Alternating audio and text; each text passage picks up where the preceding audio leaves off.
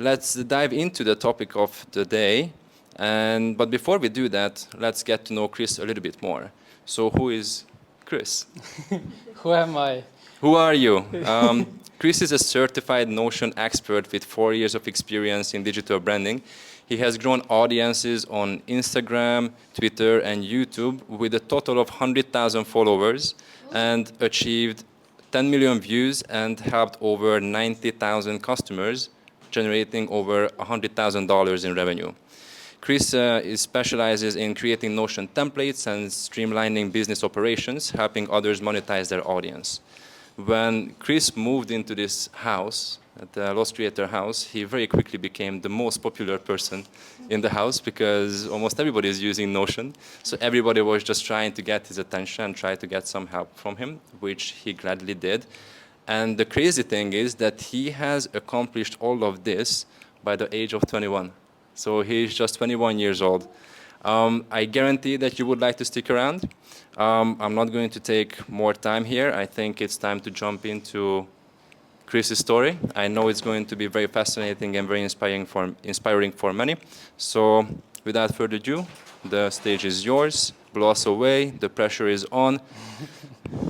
Please go. Okay, Nice. thank you. Okay, I'm going to share my screen on Zoom. Hold on. All right, unmuted on Zoom.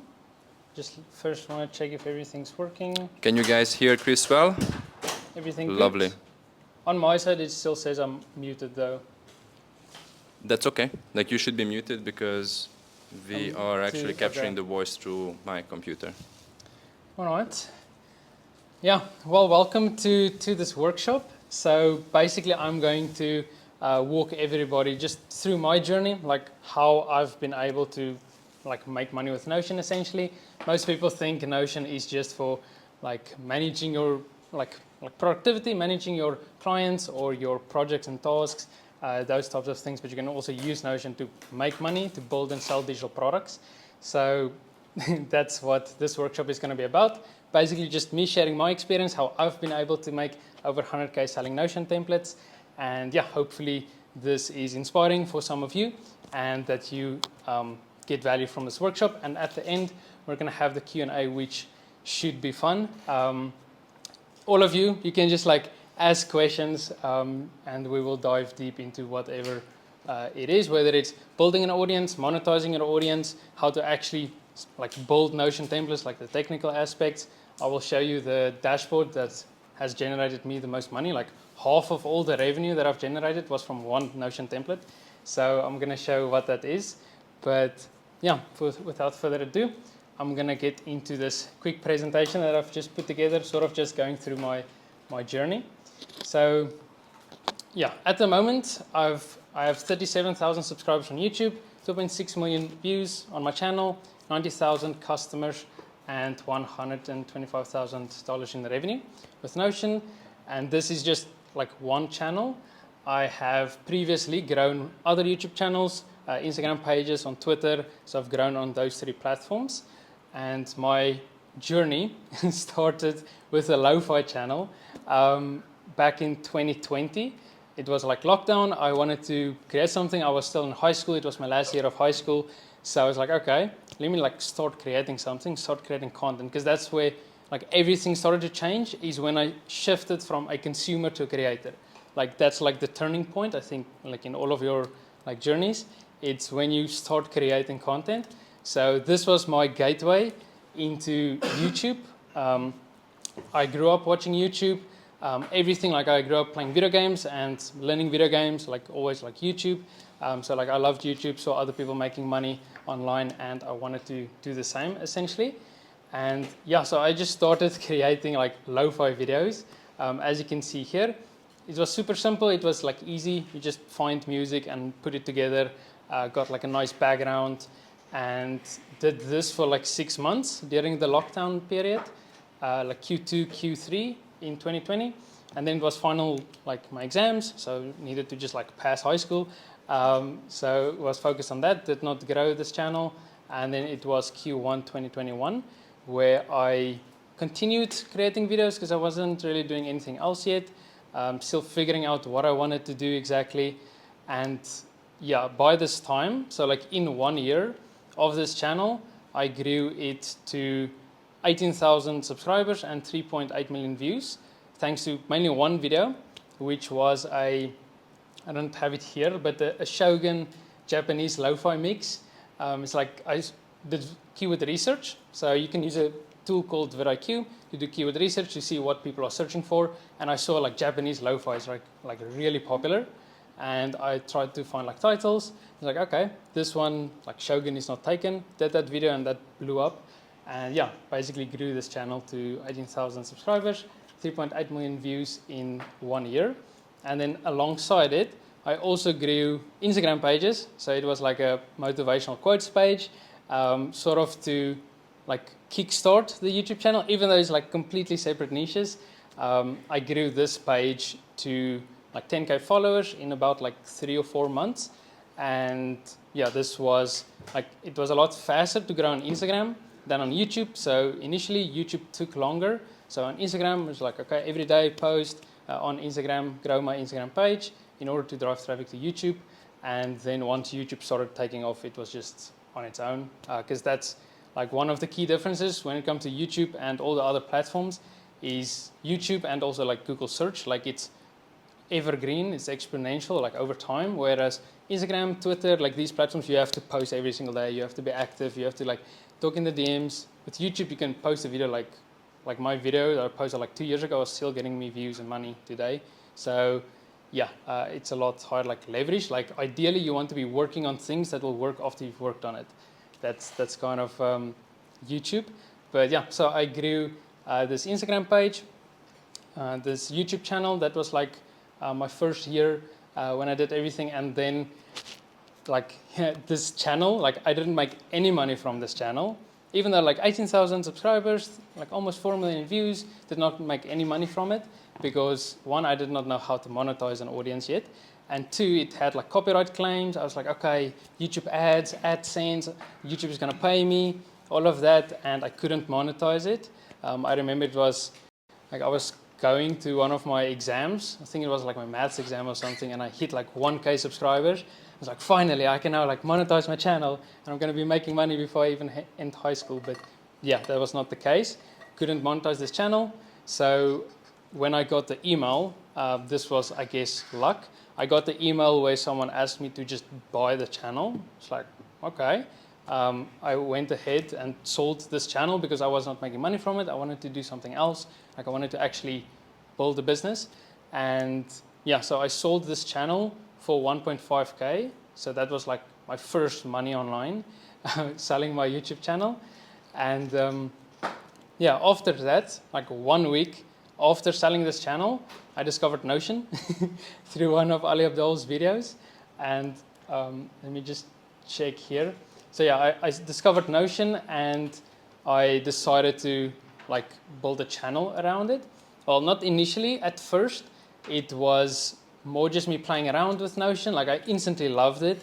Like I fell in love with Notion. Within like the first week, I built my like first habit tracker, which I'm still like, it's for free. Like people are still downloading it today. It's my most popular template. But yeah, basically the way I learned Notion was the same way I learned video games. So when I get like a new game, like the best feeling in the world is just like getting a new game and loading it up for the first time. And when I start playing the game, like the first thing I do is I go to the settings, go through all the settings, configure my keyboard shortcuts, go through the video, the audio, like everything, all the settings. Then I start playing the game. I go through the tutorial. I figure out how this game works. And then if I have any questions, I write them down. So every single question, I just write it down. And then I go on YouTube, search for that question, learn like the answer to that question. And then if I get more questions through that process of going on YouTube, learning about this question, I write them down, go through the process until I no longer have any questions. And that's basically how I learned Notion in like 1 week. It's also how I learned video games, and pretty much any other skill that I have is just like short bursts of intensity, just like going deep into it and basically just writing down like all the questions and then yeah, learning about that. So that's what I did with Notion. And then like, okay, cool, I'm now using Notion but I'm not using it for anything. Like I don't have a job, I don't have projects, I don't have like studies. Like I'm just playing with Notion. So it's like, okay, let me create content around Notion as an excuse to keep playing with Notion. So I essentially just started documenting everything that I've learned with Notion, like everything that I'm playing around with. Started documenting, and from my previous channel, I learned keyword research, vidIQ, and I used that for this channel. So I went online, okay, Notion, type it in vidIQ, and then you can see like what people are actually searching for, created content around that, because that's the thing with YouTube is you can rank like, you can go for like viral trending content or search, which is constant, like consistent traffic every single month because people are actually searching for their problem, like solutions to their problems. So I created content around that. And this is now Q2, Q3, 2021. Did that for 6 months. And again, same thing. I also grew another Instagram page together with this YouTube channel because it worked previously, so I did it again. This page as well, I grew it to like 8K followers. And yeah, it got a bunch of, like I got like really good like viral content from this post. This one, well, it's probably loads for some of you on Instagram. But yeah, like 10K likes, 200K like accounts reached. I also made like my first money on Instagram. Like someone paid me for like how to grow on Instagram. Made some money there. And yeah, I did this for another 6 months until I got tired of doing this. I was still living with my parents and basically, yeah, still not making money from it. I had free templates. So I put out like the habit tracker, goal trackers, like all of these like small free templates, put them just like out there, had like a $10 dashboard one, just like in case someone wants to buy it. So I just put those out there. I got the content, ranking on search. So it's like, if something happens, something will happen. But now I want to, someone's drawing on this. Someone's drawing on the Zoom. Wow. I don't know. Oh, is it me? No? Wait. It's interesting. No. Anyways, so yeah, I basically just created content, a bunch of content around Notion, but I did other videos as well. Like here I did like YouTube automation, I did like Canva tutorials and just like a bunch of stuff. The channel was called like Learn with Chris. It wasn't even like my current Notion brand. Did 6 months of that, and then I went into real estate. So I got tired of like just living with my parents, just like at the house and everything. So I wanted to get out and learn new skills. So I went, I became like a real estate intern, and there I discovered that a lot of businesses don't have any systems in place. They're not familiar with social media yet, or YouTube, or digital marketing, or any of this stuff. Like they were still putting flyers in mailboxes, and they had like 20 years of files in the attic. Like it was just so bad. I was the one teaching them how to use a computer. So eventually, like I tried to get them on Notion, but they were like asking me how to turn off the laptop. So I was like, no, I need to like do my own thing. I'm not gonna learn there. They didn't have any systems in place. So I realized like, okay, I've done the YouTube stuff, got traffic, systems, like building stuff in Notion. Like, okay, this has a lot of potential. And then around that time, I also went on Twitter and I discovered Islo, who is currently, I think, the biggest Notion creator. And I saw his thread of like how he's making money with Notion. I was like, okay, let me like rebrand and like do this thing, like just go heavy on Notion, make that the focus. So I rebranded my channel to Chris's Notion. This was around like 560 subscribers. And then just like more videos, because also around this time, so it was another like 6 months, another 6 months of real estate. Around this time, I got sales. Like for the first one, I got like notification, like, oh, someone bought my $10 dashboard. I was like, oh, that's pretty cool. And then I got more and more. And what happened was during New Year's, my habit tracker template, like the one I built initially, like massive spike, because new year, new me, everybody wants a habit tracker, and that got a ton of traffic, and then that traffic went to my other videos, my other templates. So I began receiving sales. It's like, okay, this can actually be something. So other people making money with Notion. I already got some views and subscribers on YouTube, so I rebranded everything, and I just went full in like Notion. Same process, keyword research, create videos, find problems, create solutions for those problems, build stuff in Notion, and then basically create a bunch of free templates and also like paid ones. And then here is like a screenshot of me. I think this was like my first $100 day. I did like a launch type thing, and began making money with Notion, which was awesome. Started growing on Twitter as well. So here on the left is like my start of Twitter. Started growing on Twitter, everything about Notion, because that's where the Notion creators are, like the Notion creator community, very active on Twitter. And I just did that for another 6 months. So this was like 6 months of the real estate, quit. Now it's Q2, Q3, 2022. I did another 6 months of just creating content. And basically during this time, I launched my dashboard, my LifeOS dashboard, which I'm currently it's my most popular product. I launched that on Product Hunt. So if you're unfamiliar with Product Hunt, you can basically launch digital products. It's where Notion launched software. Everybody launches on Product Hunt, and if you rank in the top 10, and also specifically the top 3, then Product Hunt promotes you. So you get a lot of extra exposure of people in the tech space. So and it's an actual launch. For 24 hours, until the first minute until the last minute, you've got 24 hours to get the most likes, most upvotes, than the other people. You're competing against everybody else that's launching on that day, and that's you can get product hunt of the day, or product of the day, product of the week, and product of the month. Notion got all of those. Notion launched there multiple times, but so I did that, failed miserably, got number 12 or something, but it was my first launch. I was okay, selling this product, and that resulted in my first 1K month. So that was my first 1K month with Notion. It's pretty awesome, because now I'm actually I guess making money with it. And then it was another 6 months.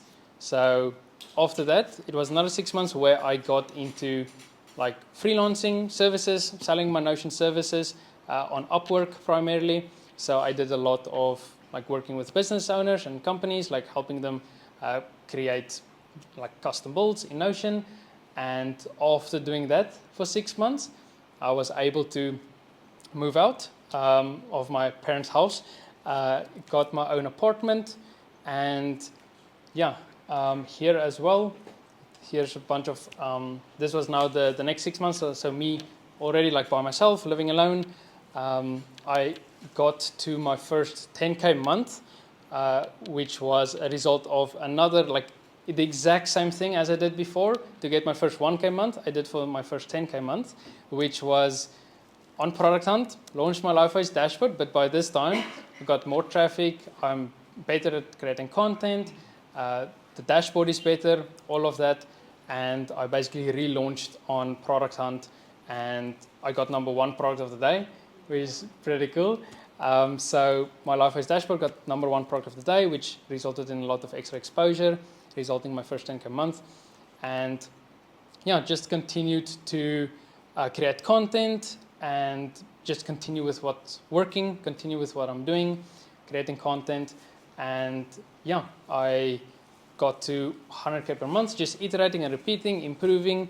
And beginning this year, it was just before I came to this house, I got this screenshot is from that month. So this was also, again, same as the last time, a result of my habit tracker video, massive spike. I launched a new habit tracker dashboard 1 week before New Year's, video as well.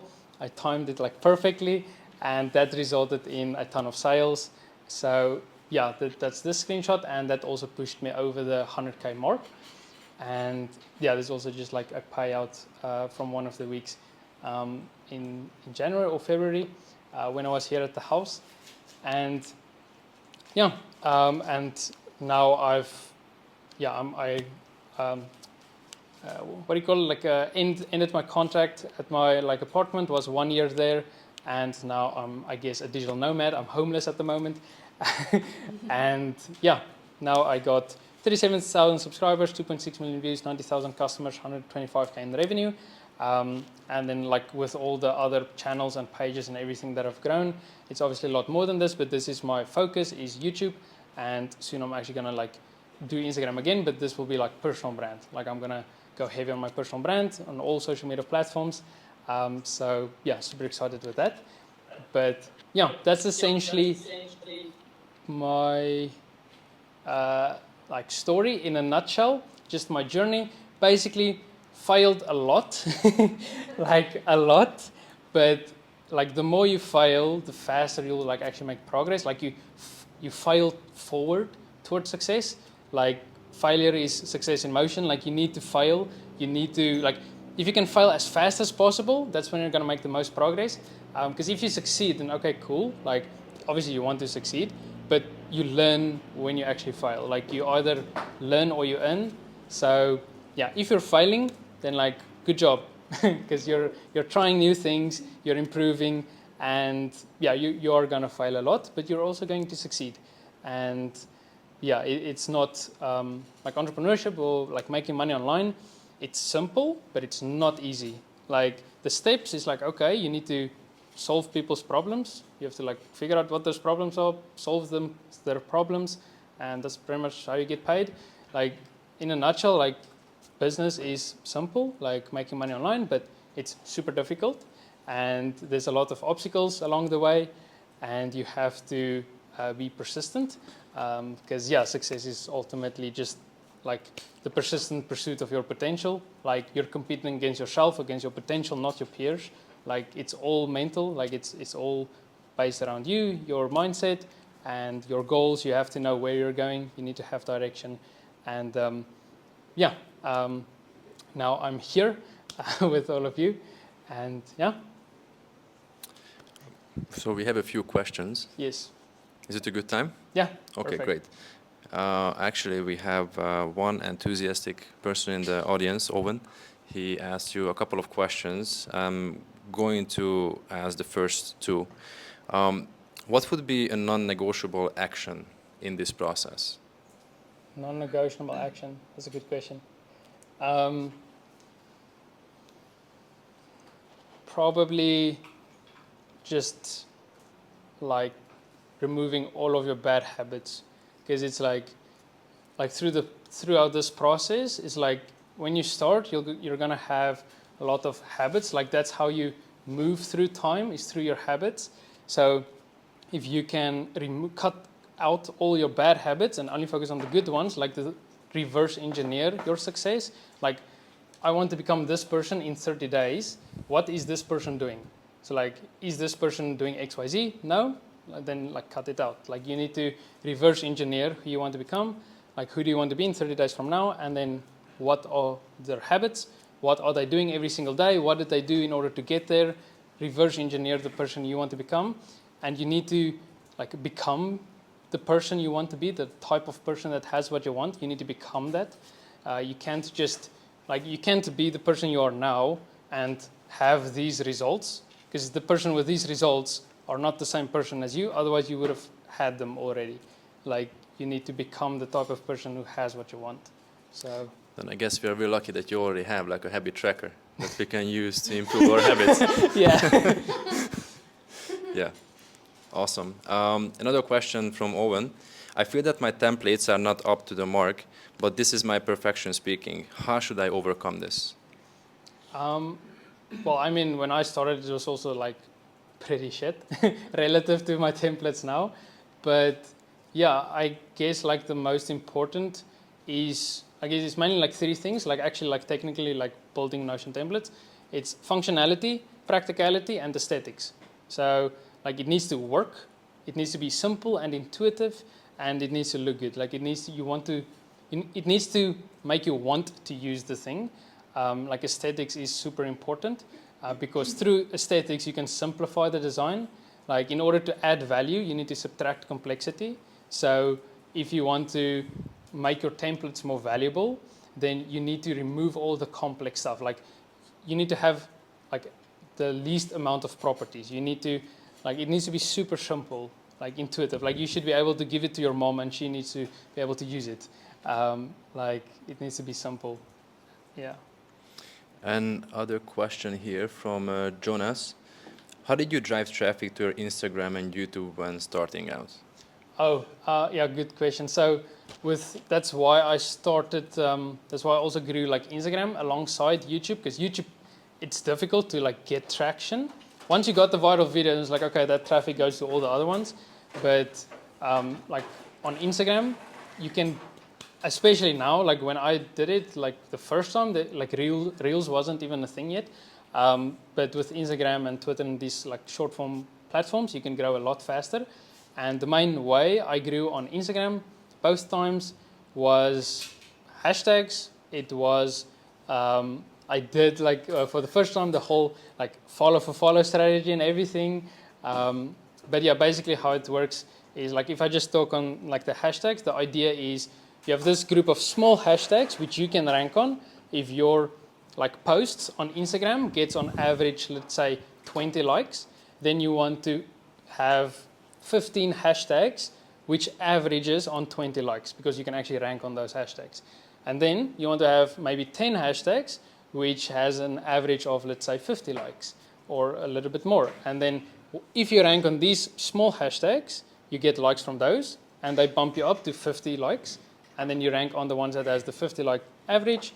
And then if those gets more likes, then you can rank on the higher ones. Then you have like ones that's maybe 100 like likes average. That's sort of the method I used, like the hashtag ladder strategy.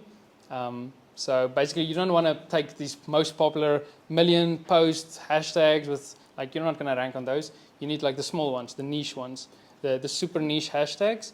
And then you need to look at the average likes, not the top post that's pinned, just like the average likes. And then if your posts get 100 likes on average, you can rank on the hashtags that has 100 likes on average. So that's kind of what I did.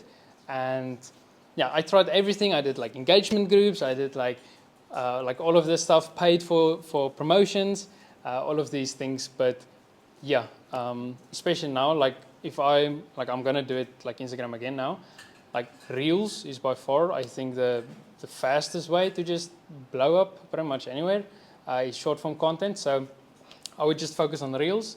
And then stories like every single day to like build trust with your audience, build that connection, and also market research, because it's important to to do market research. So running polls, figuring out what your audience wants, what's their problems, what's their needs, what's their pain points. Like market research is super important. Like you need to be like obsessed with customer feedback.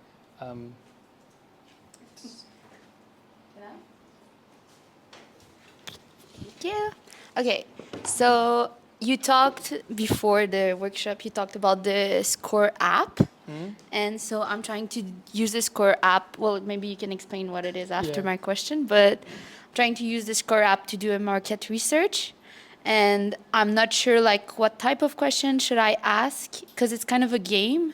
So what type of question should I ask to make sure I ask the good question to like really find what is the real problems of my audience? Yeah, so just for context, so Score app is a software by Daniel Priestley. If you don't know who Daniel Priestley is, go watch his content, read his books.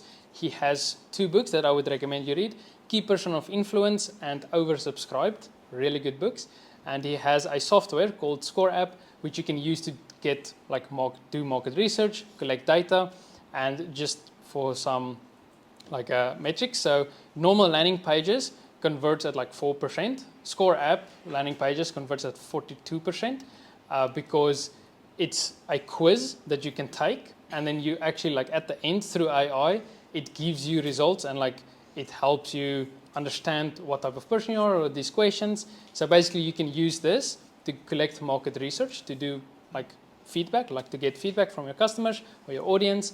And basically how it works is you can rank them according to specific topics or areas. Like if I do one according to like my LifeWise dashboard, maybe a section is habit tracking, a section is project and task management, maybe it's finance tracking, and then the person filling out that Score app, scorecard, they will then see, oh, my dashboard is like 30% habit tracking, and then it will see like show them like, damn, like they need to like work on this area.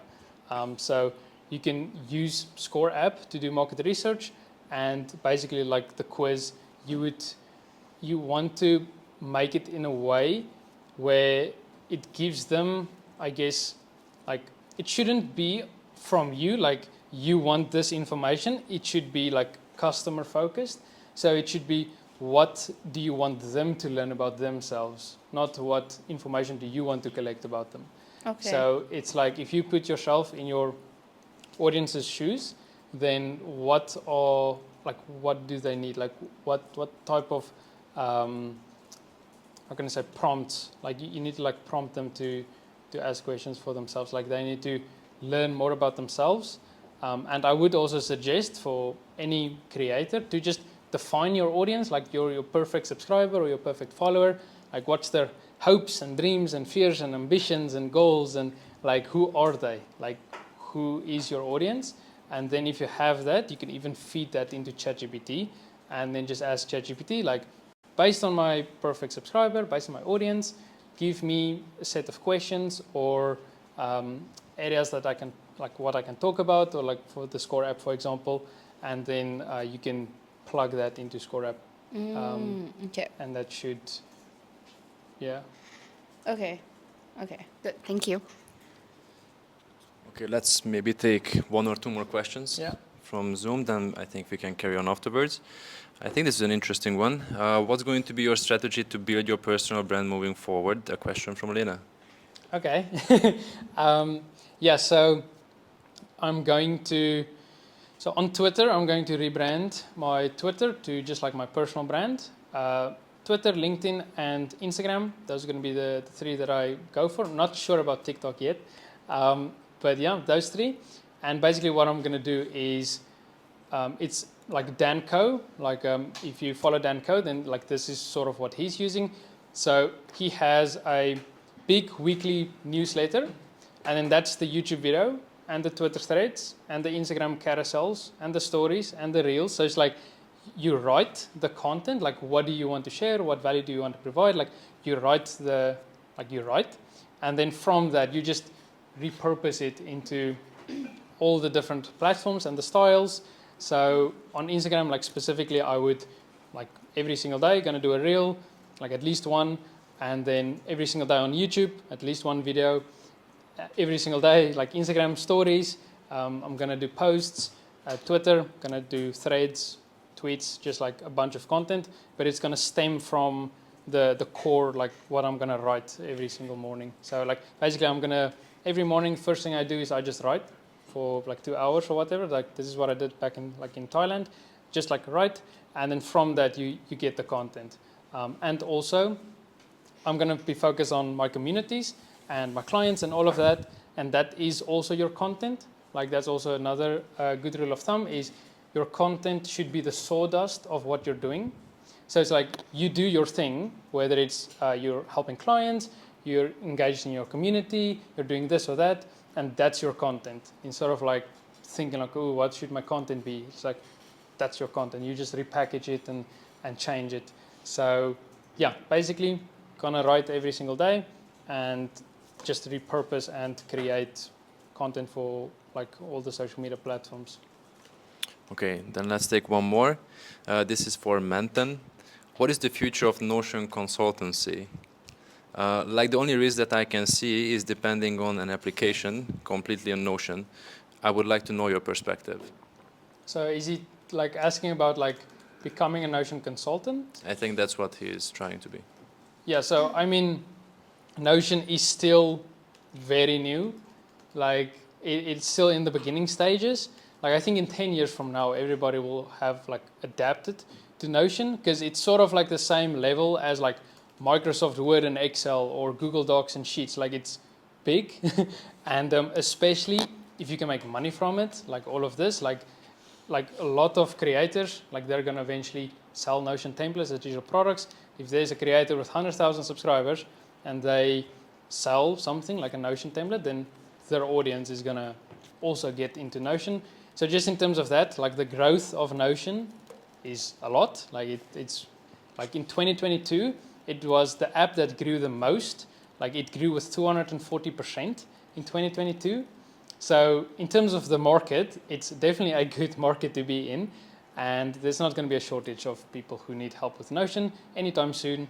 And yeah, like the demand, like at the moment, far outweighs the supply, because there's only, like, I'm not even a certified Notion consultant yet, because it is actually pretty difficult to become one. But there's only like this less than 100, I think, in the world. So it's like, if you just look in terms of, let's say, lawyers, for example, like there's a lot of lawyers in the world, but how many certified Notion consultants are there? So you can charge more. Like you can, it's a in-demand, high-value skill, especially if you go after like companies, like actual big companies with a lot of employees and teams and departments and permission levels and automation and all of those sorts of stuff. So yeah, it's definitely, yeah, just in terms of if it's good to sell Notion services or consulting, then yeah, definitely. Cool, thank you. I think we can carry on. Yeah, okay. All right, so this next section, sort of just want to quickly touch on this, because this is one of the things that helped me a lot, is on Twitter, there's this guy called Naval Ravikant. Some of you are probably familiar with him. If not, you need to check out his work. He's an investor in Silicon Valley, and he has a wealth equation. I don't have the full thing here, but I'm just going to like talk about it.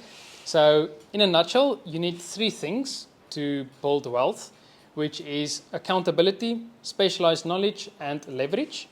So accountability is your brand. It's the person running the business, and the most, like, the biggest brands in the world has the most accountability. Like if you think Elon Musk, Oprah Winfrey, Donald Trump, like if you just think those names, you just there's a lot of responsibility and accountability and everything attached to it, which is why they can also make that much money.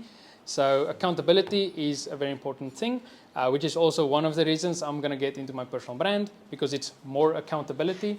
So by default, it means more money, because that's like, it's tied to your name, more responsibility. So accountability is important. Then it is specialized knowledge. So specialized knowledge is the thing that feels like play to you but looks like work to others. It's the thing that you found through following your curiosity. It's the thing that society did not teach you how to do. Because if society can train you, it can train someone else and they can replace you. So you need to find out what is your specialized knowledge. Maybe it's Notion, like in my case, it's Notion. But if it's something completely different for you, then you need to find out what that is. So yeah, usually you find that thing through following your curiosity. So accountability, specialized knowledge, and leverage. So leverage is getting more output per unit of input. So it's doing the same, like spending the same amount of time, but getting like way better results over time, like exponentially. So basically, when it comes to leverage, there's 4 forms of leverage. You have I'll start with the oldest one, which is labor. So getting other people to work for you. So this is collaboration. So there's like 4 C's. So collaboration, this is labor, getting other people to follow you essentially. You have capital, which is using other people's money, like getting investors, using other people's money, trading, that sort of stuff. So that's capital. These 2 are permissioned forms of leverage. So you need other people to follow you and you need other people to give you money. Most people don't have these 2. So what you want to do is you want to start with the other 2, which is the permissionless forms of leverage, which is code and content. So code is software. Like I don't know how to code. So I'm using no-code tools like Notion or Zapier to create automations, or this software, that software. So if you don't know how to code, then you want to use no-code tools like Notion. And then content is, and okay, before I get to content, so with the code, it's also like, for example, waiting lists. So if I send you 1,000 customers tomorrow, like, would you be able to handle the traffic? If the answer is no, then it means you have to sort out like the systems first. So if you can't handle the traffic or you don't have the backend in place, emails, all of that, then you need to first build the systems in order to handle capacity. And then content which is for driving traffic. So content on social media, you create a piece of content. Maybe this YouTube video takes me like 5 hours or something to create, but 2 years from now, I'm still going to get views and subscribers and make money from it. So that's leverage. So content, especially on YouTube, it's exponential over time. So content is important. That's the two permissionless forms of leverage. And also content doesn't even have to be just like social media content. It can also be SOPs for your team. Like you have a job, let's say editing or whatever, you want to outsource editing. You record yourself editing, how you do it, like define the steps, record how to use Premiere Pro or whatever you're using, how to edit, and then that piece of content, which can be in a Notion template, that piece of content, you just share with the editor and they can just now like go through it and know exactly how to edit, which isn't taking more time on your side. So you're investing time up front in order to earn time back later. That's leverage. So yeah, it's like basically taking the time to build something, to create something that will save you time later. So working on things that will work after you've worked on it, that's leverage. So yeah, for most people, you start with code and content. So no-code tools, software, create content to drive traffic. And yeah, then when you have money, you reinvest that money. You can outsource, you can get labor, other people. So that's leverage. So yeah, that's like in a nutshell, the three things that you need: accountability, specialized knowledge, and leverage in order to build wealth. Like you need to own a piece of a business, like you need to own equity. You can't just rent out your time. Like if you're just going to rent out your time, like you can't really get rich off of that. Like you can maybe have a high paying job, make a bunch of money, but you're not going to have a lot of time if you do that. Like in order to have freedom, in order to have financial time and location freedom, then you need to own a business essentially, or own a piece of a business. And yeah, like as like this visual, earn with your mind, not your time. So you want to not rent out your time. And if you are, then that's where you, like that's your next step. So your next step is going from, like you have a skill, you provide value, which is why you're renting out your time, which is why someone's paying you.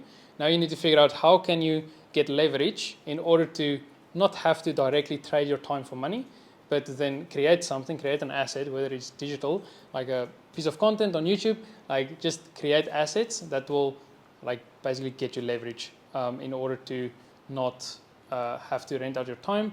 And of course you can also, what you can do is, let's say you're working like a normal job, you have this skill, you can, if you go down the building an audience route, then you can even package that skill, and you can sell that to your own audience, your own way, your own offer, your own everything, if you're allowed to. But yeah, that's a different rabbit hole. But yeah, it's basically like you need to go from directly trading your time for money to finding a way to get leverage so that the money that you make isn't tied to your time.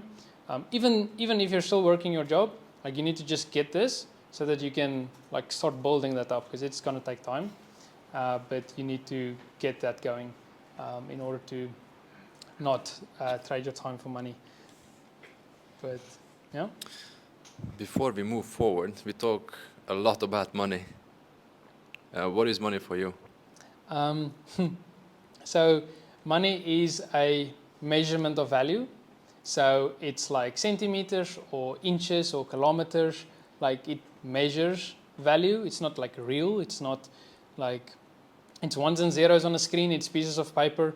Like if you know anything about the Federal Reserve or quantitative easing or like any of that sort of stuff, then you know that money isn't actually real, like fractional reserve banking, all of that stuff. Like money is essentially a IOU. So basically like back in the day, you had gold, which was like actual value, and money, like the amount of gold was tied to money. So it was like, okay, I don't have the gold with me now, but let me create this IOU of $100 or whatever for this service or this thing. So, and essentially like the money was just like paper money. It was just way easier, and coins to trade with people than like actual physical gold and like all of these other resources. So essentially everybody started to like, the value of the coin is that value, in which in case like it's actually not. But yeah, okay, $100. This piece of paper says it's $100, so that's the value. And in I think 1980s, like the whole like Reagan administration, they removed like gold, the gold standard. They removed money from it, so then money is not tied to gold anymore. But up until then, like it was like a whole thing that happened in like Jekyll Island, of like all the top, like the millionaires, like the big people, they got together and basically like created the central bank and everything, and all the countries in the world tied their currency to the US dollar because the US dollar was tied to gold. It's like, okay, US dollar is safe. This actually has like value. This is tied to gold.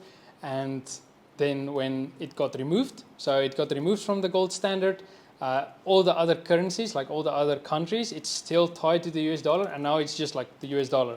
It's not, there's no gold or anything like behind it.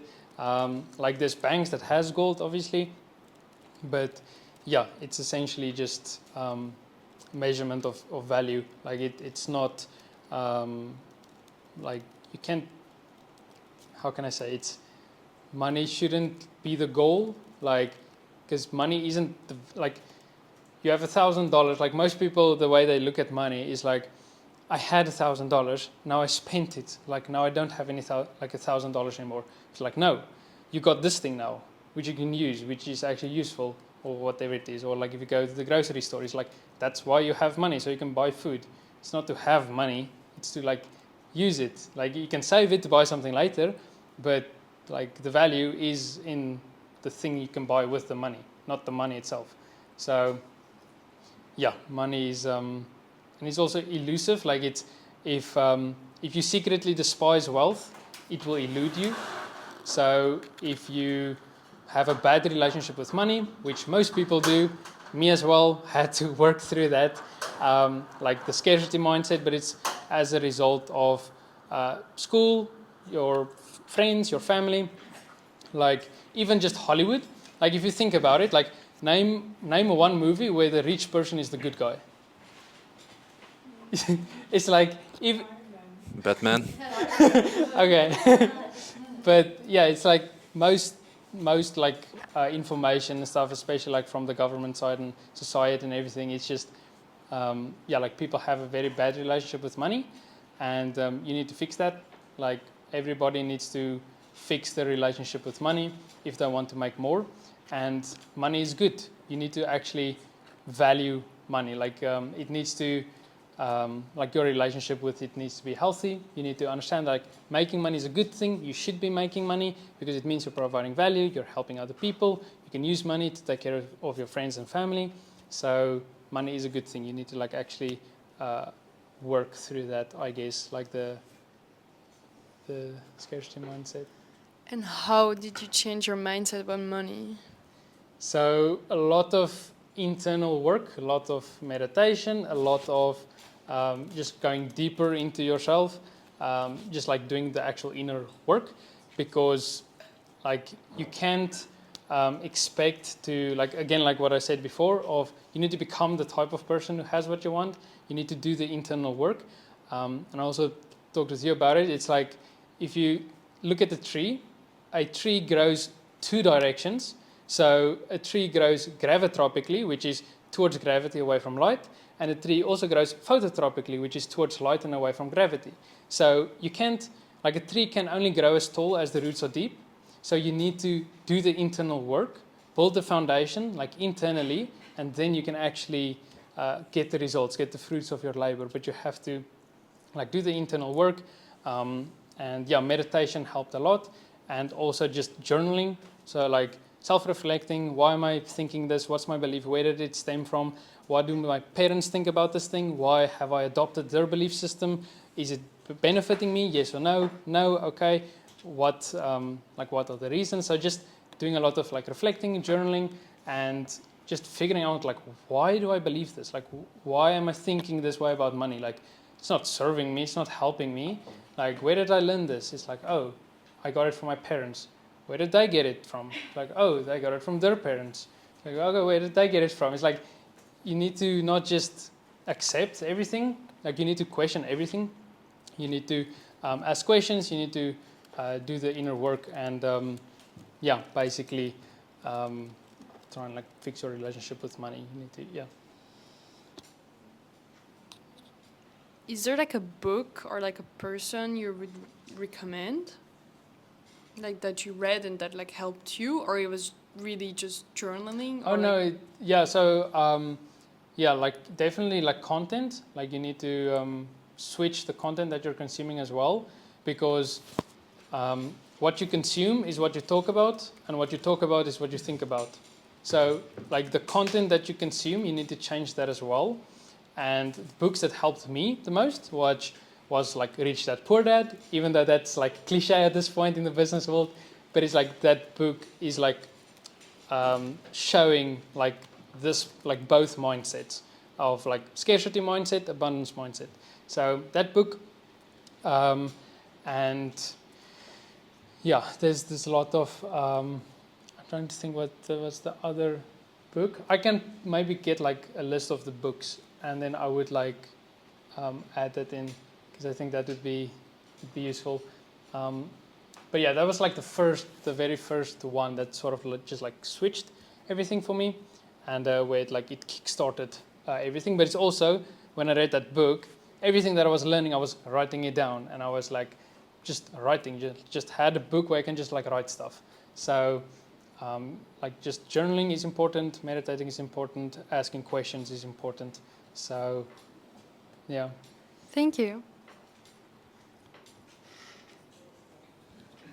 Could you give us some ideas of how creators or content creators can make money off of Notion that has nothing to do with creating? Notion content. Yeah. Yeah, Exactly. Yeah, monetizing your audience. So we'll get to that. Oh, cool. But yeah, essentially, just like in a nutshell, is it would be more info product based. So instead of doing a Canva ebook or a Google Doc or whatever, like it would be in the form of a Notion template, because it's just better. But you can create systems, you can link stuff together, you can embed everything. Like what you can do in all the other ones, you can just do in Notion. And like essentially you would, what you want to do is market research, and then you do more market research and more market research. You find their problems, you create a solution for their problem, and then you have a free version and a paid version. So you serve both types of people. So you get people that wants to like save money by spending time, and you get people who want to spend money to save time. So you need to have a product or like a version for both people. If you're not selling anything, then you're not serving the audience that wants to buy from you. It's like you need to have something to sell, like, because that's also another thing, is again like the mindset. Like most creators, content creators, they're just consuming a bunch of other content creator content. They're not learning anything about business or making money or marketing or any of these things. So to them, it's like, oh, I don't want to sell to my audience. It's like, no, selling is wrong, or it feels off or whatever. It's like, no, you should be selling. Like, it's good. Like you need to. So selling is actually very important. And like if you have an audience, like they want you to help them. Like, I mean, that's why they follow you. Is like a follow is just a request for information. Like if they follow you, it means you have something you can teach them. Like they're following you for a reason. So you need to like help them, whether it's a free product, paid product, services, etc. So, but yeah, In this kind of selling process, do you have to argue why people should use Notion? For example, like for us, it's like the first time we're like really hearing about it, and I think like a lot of people are just like getting to know it or don't even know it. Would you recommend to do like kind of marketing in your selling, because maybe the people are thinking, okay, why don't just use in PDF or whatever to like communicate the content you want to communicate or the information? Yeah, so if it's just like an info template type thing, if it's not like an actual system with a database that they can like use, then I don't even think it's necessary. Like they can just view it or use it as a PDF or a doc or something. But then it would naturally, like, what is this Notion thing? Like I got this now, but like what is it? And then if they see it like somewhere else again, from someone else, then it's like, okay, like they're gonna get into it. Most people get into it like that. It's just word of mouth essentially, or just finding it out some other place. Like you didn't get marketing from Notion. You like found it through someone else. So like that would naturally, I guess, get into Notion. But if it's like a system that you want to like sell or that they can use in order to streamline XYZ, then you do want to kind of, I guess, pitch Notion. Mainly just if you show the system and what it can do, then they'll be like, oh, yeah, that's pretty useful. And then if you show like, you can also, if you have a system over here, you can link the two and they can like communicate with each other. You can build this thing, you can create this thing. You can share this page with other people and they can just view it as a website. Or if you toggle this option on, they can duplicate it to their Notion and they can edit it. So it's basically just helping people see like the value in Notion. But if you're like gonna sell just like an info template or something, I don't even think it's necessary. Like even for myself, I like if it's not in Notion, I don't use it or see it. It's like even if someone gets like if I get a PDF or a Google Doc, like first thing I do, copy, paste. It's like most people, like eventually when you start using Notion, everything is going to be inside of Notion, which is what makes it so appealing. Is you don't have files over here and folders over there, Google Drive, Google Sheets, like it's just Notion. So you just keep it simple. Yeah, and do I have to tell them that they have to buy Notion as well, or is it just my info product or whatever? Yeah. So Okay. Notion is free. So It's free, okay. Until like there's certain limitations. I think the main one is just like the 1,000 block limit on the free plan, but they don't need to upgrade. Like I'm on the plus plan. I don't even use like the business ones because it's not even necessary for me. Like you can always, like even if you're like working with a team, you can just add them as guests, which is also free. So you don't need to upgrade. Like later on, if you're like actually building a proper team and everything, then you can upgrade. But for you and for your audience, I don't think it's necessary. Yeah, I can just use the free one. Could you please repeat the name of the tool that you mentioned at the keyword research? vidIQ. vidIQ. vidIQ. Yeah. I have an affiliate link.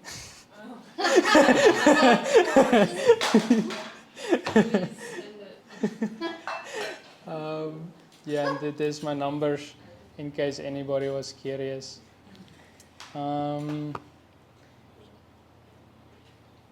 Okay, I'll quickly get it.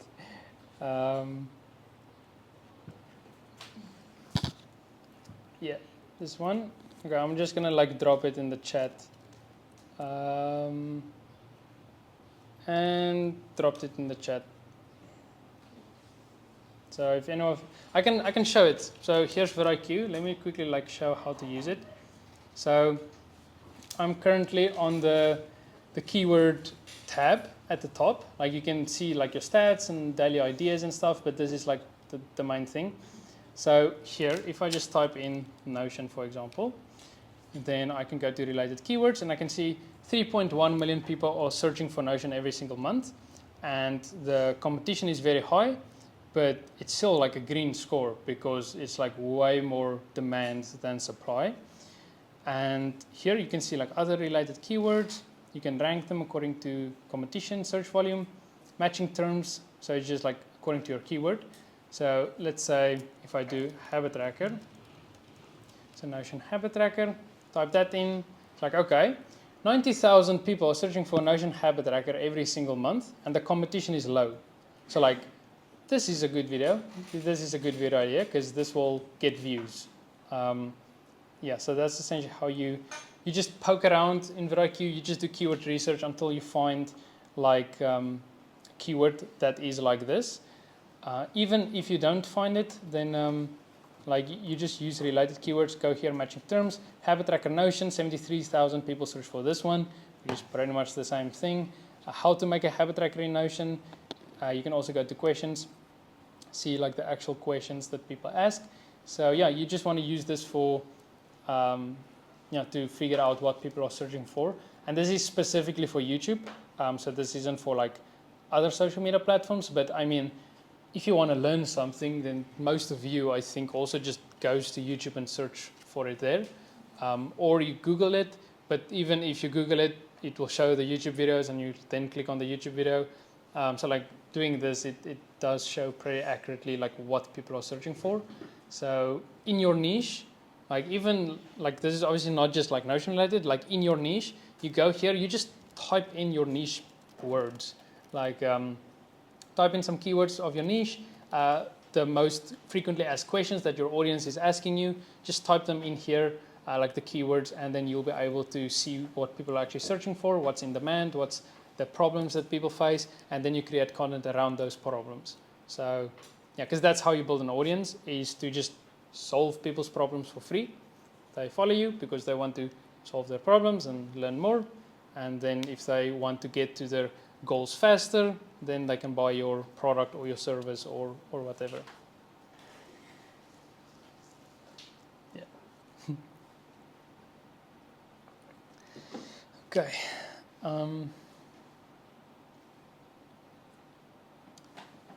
All right. So let's continue. So niche. Okay. So basically, your niche should be it's the intersection of your competence, character, and curiosity. So your competence is what you're good at. Your character is who you are, and your curiosity is what you like. So it's like you following your curiosity, finding your specialized knowledge. So this is just like a quick visual to sort of just help you, I guess, if you're still struggling to find your niche, or I don't know what to create videos about, what should my content be? Your content should be your competence combined with your curiosity, combined with your character. So yeah, with my personal brand, like this is going to be essentially that, everything that I'm doing. And you want to, like if you get a idea, or like when you receive an idea and it's super unique, like it's a unique idea, you haven't gotten that idea from someone else or by reading this book or watching this piece of content, like it's your idea, then that's a part of this. That's you. So you need to like implement that idea, create content about that, because most people do have that idea. Or like you also want to find your big idea, your main thing, which I'm not going to share what's mine yet. That will be for my personal brand. But yeah, you want to like actually like find that big idea, and that should be unique to you.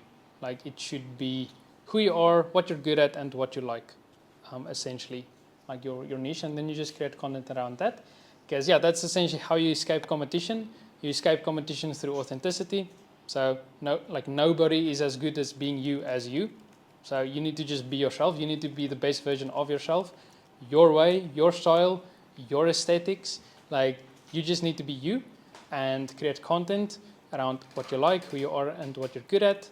And then you shouldn't have a problem with competition or finding your niche or coming up with new video ideas. It should be easy and effortless. So yeah, sort of just want to touch on this whole niche thing before continuing. Any questions around this? No, this is awesome.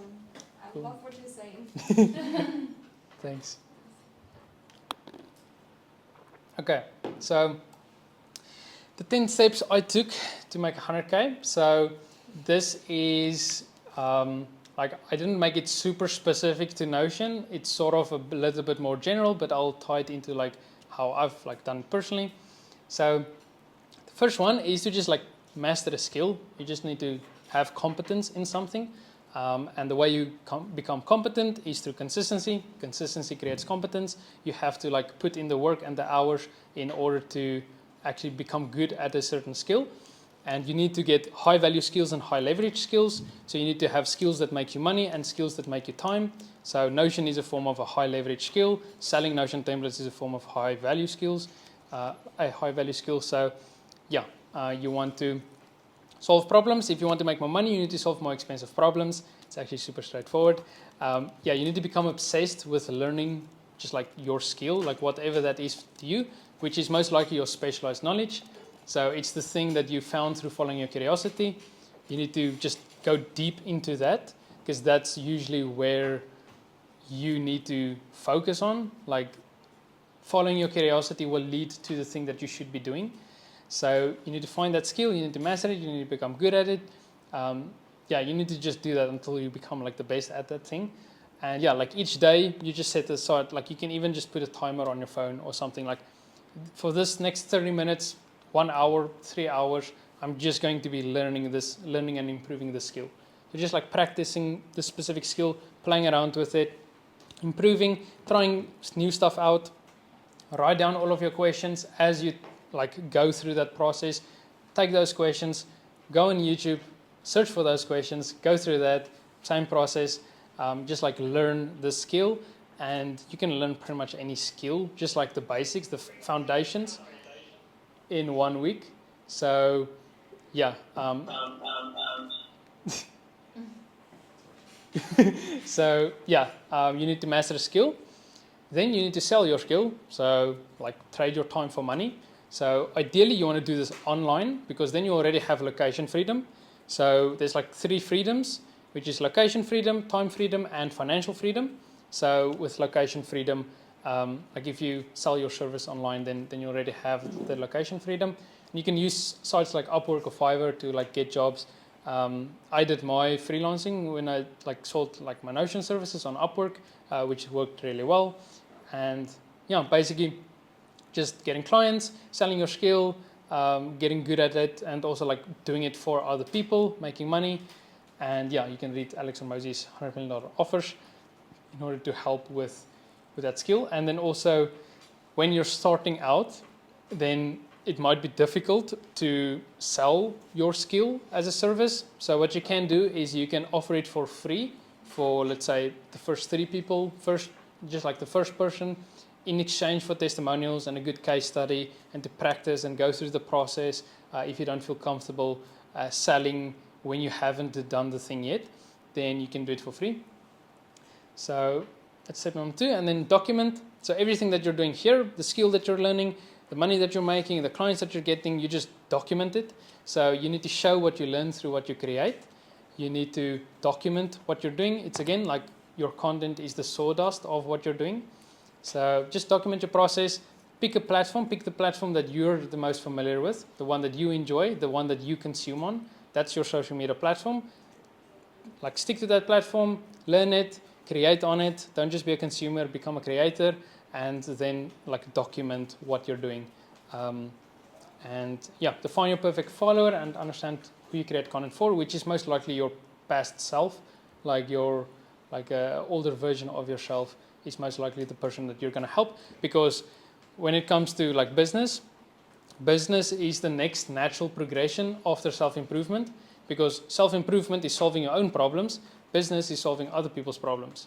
So it's like once you've solved the problem for yourself, you can then make money solving it for someone else. So it's like, yeah, business is the next natural progression.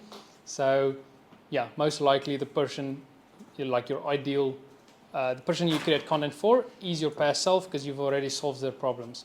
So yeah, and then you need to just develop the habit of creating content. Like it just needs to be a habit. You need to get a system in place, like a Notion system, of course.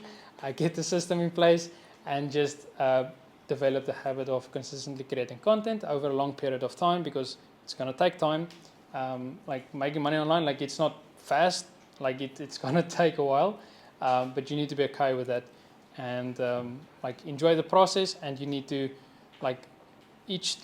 when you do something that does not work, or even when something works, like you need to analyze it and just take feedback like all the time, and just iterate and repeat essentially. Building an audience. So yeah, building an audience. First step is to get attention, then it's to monetize. So if you're not making money, it means you either have a traffic problem or an offer problem. Like that's it. Like you need those 2 to make money. So again, it's simple. You need the offer and you need traffic. So building an audience will solve the traffic problem. Like YouTube, like when I started, I got traffic, grew these audiences, did not have an offer. So I did not make any money. I did not drive the traffic to an offer. So when you create content, when you're building an audience, you need to drive that traffic to your offer. You need to sell them. And I know this is like a big limiting belief for most creators. It's like you need to drive the traffic to an offer. You need to sell to your audience. Like you shouldn't be salesy. Like there's a difference. Like you shouldn't be salesy and trying to scam them or like all of this stuff, which most people have that idea of like, oh no, if I'm going to sell to my audience, they're going to think I'm a sellout or whatever. Like no, that's not the case. Like you've bought from people online stuff. Like it's like people, like you buy stuff online. Like if you go to like a local restaurant here, you're not going to expect to get a food for free. You're not going to expect to get food for free. Like you understand, like, okay, this costs money. It's the same with online, but for some reason, people still think that everything online needs to be free. It needs to be free and fast. Like, no, like it's not the case. Like you go on Amazon, you buy something, like you know it's going to cost money.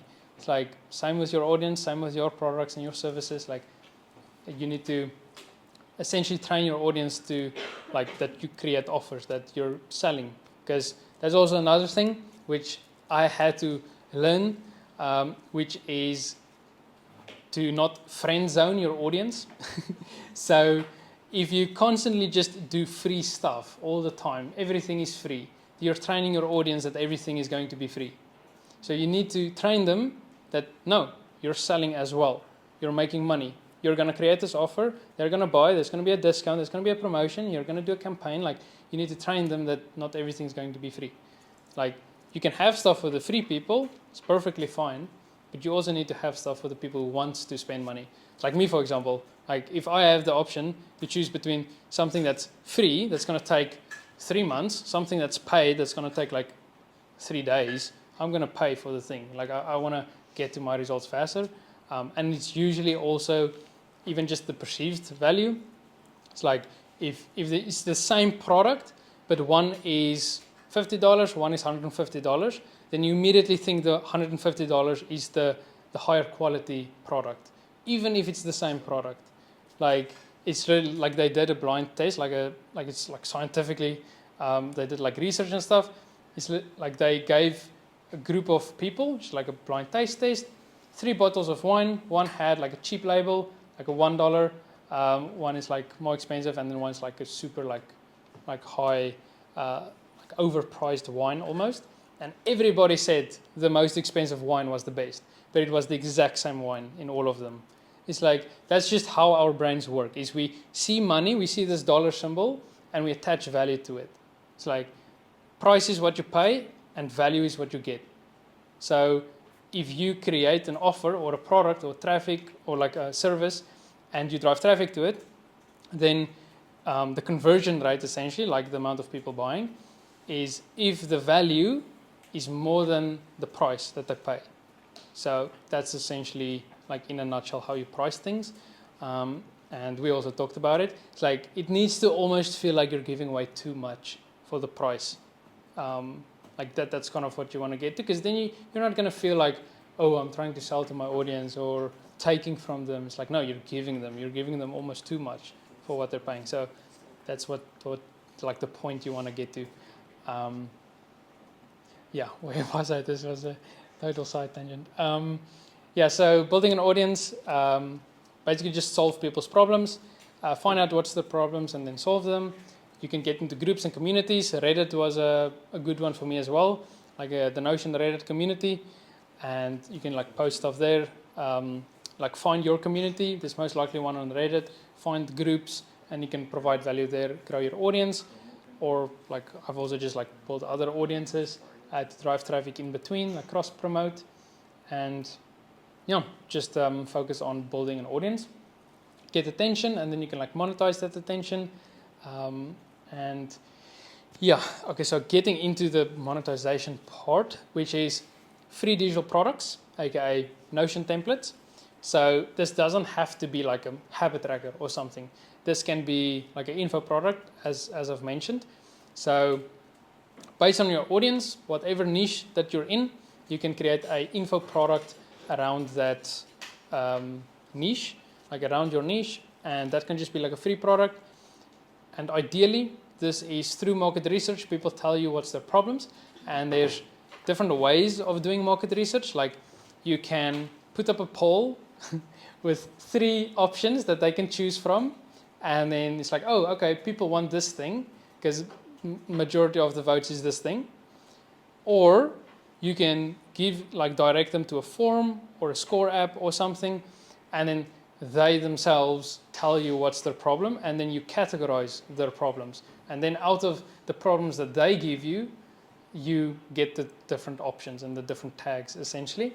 So that's obviously the better way to approach this, is you need to give your audience the room to give you feedback, ask questions, or this is my problem, and then you group them, essentially. And through market research, you want three things. You want to identify the problem, you want to identify the person, and also the path.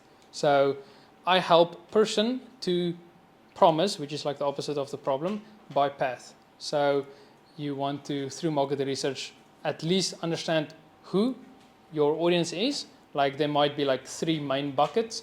Maybe it's students, maybe it's people that have a corporate job, maybe it's entrepreneurs, and then you want to identify their problem. Maybe it's making more money, maybe it's saving time, maybe it's increasing productivity, and then you want to identify path. Okay, this can be a course, this can be a coaching program, this can be a system or whatever, and then you group them, and then you basically just go down. It's okay, which one of those people have money? Which one of those people has the most painful problem? Which one of those people, you just go through that and identify which is the best option, essentially, for your product or whatever it is that you want to sell. But when it comes to free digital products, you can also just put this out there, and then you can get downloads, collect their email through Gumroad. So Gumroad is what I use for everything. If you put out the free digital product, which can be just a Notion template, and then you get their email. So you collect their email, and free digital products is a great way to just provide free value to your audience, but then also see okay, what's the most popular things. For me, habit tracker, finance tracker, those are my two most popular ones. So okay, if I create content around finance tracking and habit tracking, it's going to get views. It's pretty obvious. So you can use free digital products as a way to not just collect emails, but to actually see what they're interested in.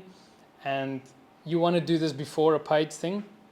First, free. So basically what I've done with Notion is I had my dashboard, which is now the LifeOS dashboard. I had this dashboard and all the templates inside. So it has habit tracking, project and task management, finance tracking, meal planning, fitness, it has all of it. All of those individual templates, I created a video on it, and it's a free template. Free template, and then free value, build my audience, collect emails, and then I did a paid one, which is this dashboard with all of these free templates and XYZ, and that was my paid thing. And then all of the free templates upsells to that paid thing. So you can do it like that. This is obviously specifically systems in Notion, but you can do with products info templates as well. So you can have different free digital products, the information based, and then you can maybe have a course or something that's actually okay, yeah, I'm gonna spend money on this thing, and that thing should have videos. You can have maybe just an ebook or a playbook or a guide. That's a free one, and then you can have your course. So in terms of information, that is a route that you can go down. And essentially these info templates as well, it's just the problems that you've solved for yourself. It's okay, what's the problems I've solved for myself? Write them down. Cool. Digital product, digital product, digital product, digital product. It's it's not that complex. It's actually super simple. You just you solve your own problems, package it, and then you help other people solve those exact same problems because you've actually done it for yourself. So that's the free digital products. Then it's traffic, so you need to drive traffic to those products. So you just create content around those products. Again, VidIQ for keyword research. Build up your Gumroad email list. So with the free templates, providing free value, ranking on search, you get traffic, and then you build up your email list. And here I also added, don't create any paid product until you have at least $100 in donations. So on Gumroad, if it's a free product, people can choose if they want to pay. So they can actually they can type in 0 to get it for free, or they can type in $10 and then they pay you $10 for it. So you can use that as a way to also see like what is the most valuable for people, and to just get donations. Like I've made like thousands of dollars just from donations, which is pretty cool. So yeah, I would say don't even think about a paid product on Gumroad, like launching a paid thing, until you have at least $100 in donations. Because then it's like, okay, like in order to get there, you need to have free products and traffic, and then you figure out that stuff, and then you do like a paid thing. But most people is like, I want to make money now, so I'm going to do this paid thing. It's going to be awesome because I think this is going to be awesome. But no, it's like you do the free stuff, you build the email list, you do market research, and then you do market research, and then you do market research, and then you do the paid thing. And then all of the people that you collected here, like the audience that you've built, the emails that you've collected, you then sell them on the paid thing. Yeah. So, for example, if you have an Instagram page, and so your audience is there, and you want to like direct them to your products, do you do it like through like a link tree, and then from there it takes you to the Notion, or from there it takes you to Gumroad? Like how? So on Instagram, I would do it through ManyChat. So I don't know if you're familiar with ManyChat. So basically what you can do is you can create posts, whether it's reels or stories, or like posts where it's basically like reply this word and I will send you this free resource. And then they get it in their DMs. And then what you can also do, this is probably like an extra step. Next step is you can hire a VA on Upwork, and then you can just put them on Instagram, and then they talk to your audience. They go through everything. You can have it automated, but it's, I think, better like for most people to just like pay someone on Upwork, because then they make money online as well. And then it's like the initial message is automated, like they reply this word, they get this thing in their inbox. But then after that, when they talk to you, it's then like your VA. So you need to like also define your voice and everything. And that's something totally different. Like hiring a team and building a team is something like that's after you're already making money. But yeah, you can do that. Like ManyChat, you can do reels where it's read the caption, like just like text at the bottom of every reel. Read the caption. In the caption, it's you like go through what like the value that you want to provide, like what you want to share with people, the lessons, and then it's reply this word. I will send you this thing. You send them the thing. They click on the thing, download it. You get their email, and then you can have email automation on the back end, or you can just have it and you do like blast emails. Like on Gumroad, you can send emails as well. Like you don't need a separate email software, because all the other ones, like you need to pay for them. Gumroad is free.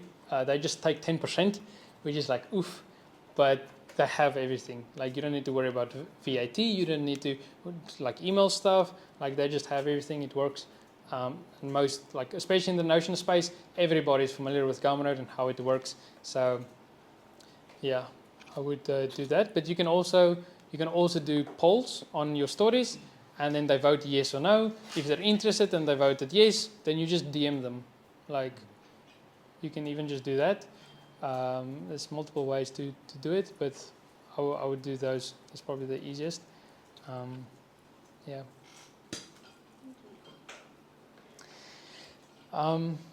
Yeah, so traffic. And then email list, already mentioned this. So content plus free digital product equals email list. For each download, you receive an email. And yeah, you want to have a mix of value emails and sales emails. Like you want to sell, it's important that you sell, otherwise you're going to friend zone your audience. So sell, and then value emails, which is just like providing value. So Gary Vee has this saying, jab, jab, right hook. So just free stuff, here you go, and then have stuff for the paid people, like the people who want to spend money.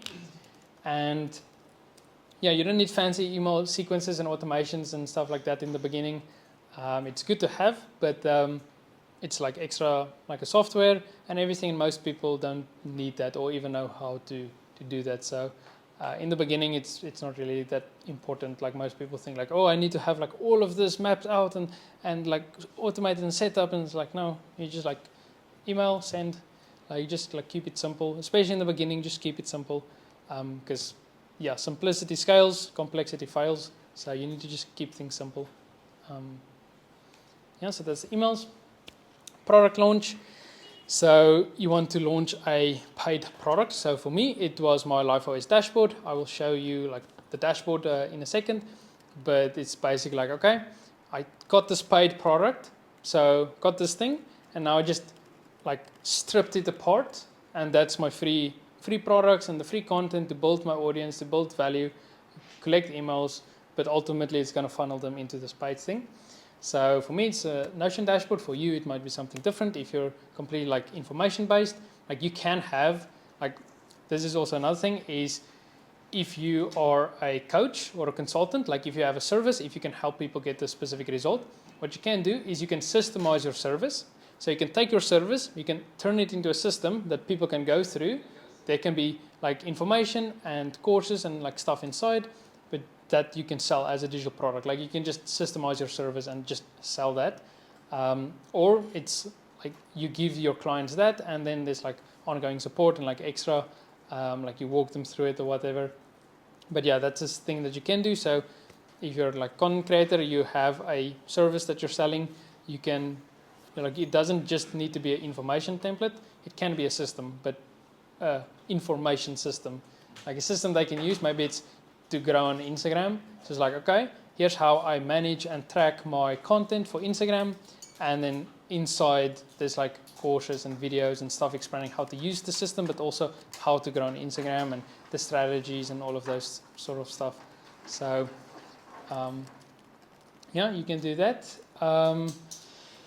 Yeah, they need to think, wow, I'm getting all of this just for that. Like again, like the value needs to exceed the price. Only launch a paid product after building a following, email list, and free products. And do a lot of market research. Yeah, again, here at the bottom, do a lot of market research. You now know why. So yeah, just do, like especially for a public launch, you need to do market research. And yeah, like you can do private launches just like through emails, not create any content that's out there. But then like public launches, you need to like do market research essentially. So yeah, and you can also, like me, I launched it again on Product Hunt. I got #1 product of the day, which worked really well. It's also like a badge I can put on my LifeOS, like the landing page, which I have done, and it helps a lot with just like social proof and everything. But you don't need to launch on Product Hunt. That's just like an extra thing. That's more if you're specifically in the software tech space. But yeah, doing a product launch, and also for this you want to build hype ideally. So like 1 week before or whatever you do, you build hype, make people excited, and it's like, okay, for the next 24 hours, 48 hours, it's going to be half price or 50% off, or like it's only for the first 10 people or whatever. So you want to build hype and then do a launch, but then like do something with that launch. Not just like, okay, here you go. It's like, no, do like a urgency and scarcity. Limit the people, limit the time for the offer, and then after that is just anybody can just pay for it.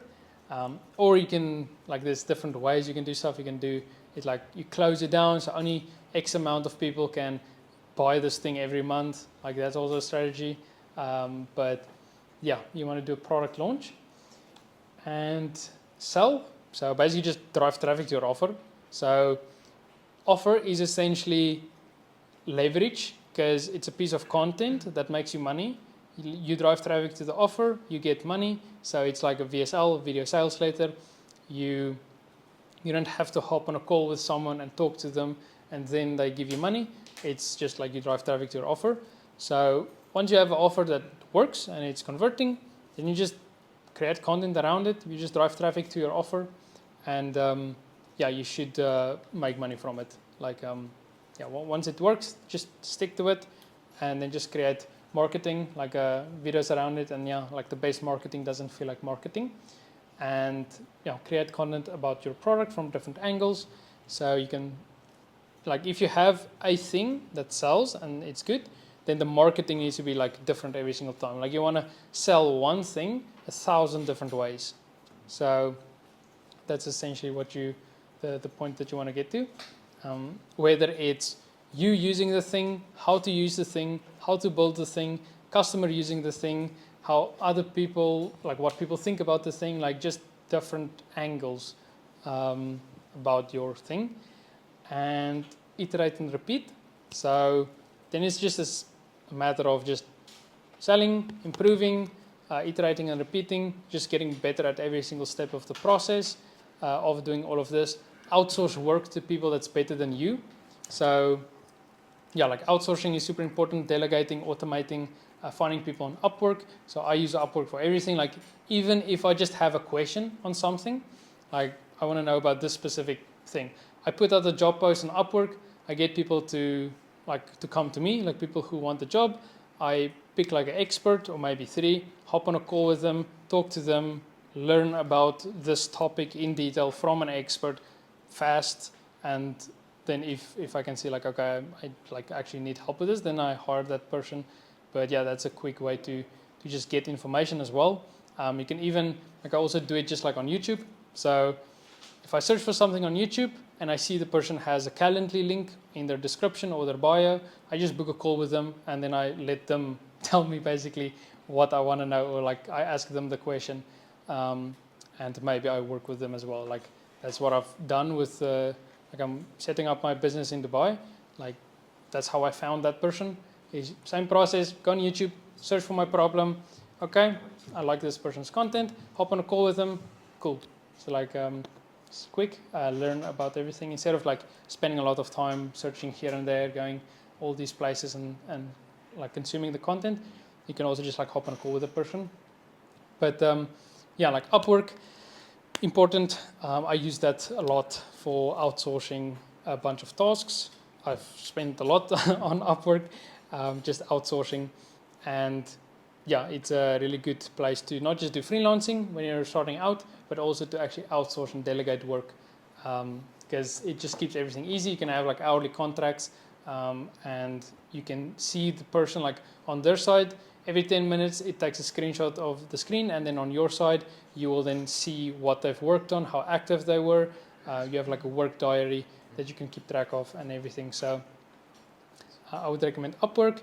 And yeah, learn new skills and increase the value you're able to provide. Stay consistent over a long period of time, and consistency creates competence. And yeah, let me just see here. Yeah, and then yeah, bonus one, which is just like have fun. Like don't take it too seriously. Don't take yourself too seriously. Like it's just like a big experiment. No one really knows what they're doing. Everybody's just like going through the motion, figuring it out themselves. So just like enjoy the process, collaborate with others, and yeah, don't lose yourself in the numbers, because yeah, it is important to realize that like, okay, I have 100 followers. It's like, it's nothing. It's like, no, 100 is a lot of people. Like this is like, it's people that's following you. It's not numbers. It's like, it's people. It's like actual human beings with problems, and their dog just peed on the couch. Like they all have stuff going on in their lives and stuff. Like you need to get to know them. You need to figure out their problems. You need to like talk to them. So like talk to your audience, ideally face to face. Do market research. Talk to them. Like if you want to know what problem you should solve, hop on a call with 30 people from your audience. Talk to them on Zoom. Figure out what's the problem. Create a solution, and then sell that thing. It's like, it's not rocket science. It's like actually super simple. So yeah, don't lose yourself in the numbers. It's all like, it's real human beings, like all the numbers, but it's easy, especially like building an audience, like social media. It's like, oh damn, this post only got 500,000 views where the other one got 5 million. It's like, it's 500,000 people. It's like, how many people? It's like, it's more people than I think Bali. Like how many people are in Bali? But it's like, it's a lot of people. It's like, yeah. Well, you're the Bali travel content creator, so. But yeah, it's basically, it's like a lot of people, and it's important not to just like focus on the numbers, because it's also like you optimize for the metrics that you track. So like if you want to get more views, then you're going to optimize to get more views. If you want to make more money, then you're going to optimize for making more money. 4.3 million. Okay, yeah, it's a lot more. But yeah, it's yeah, you want to not lose yourself in the numbers, I guess. Yeah, that's my quick presentation. But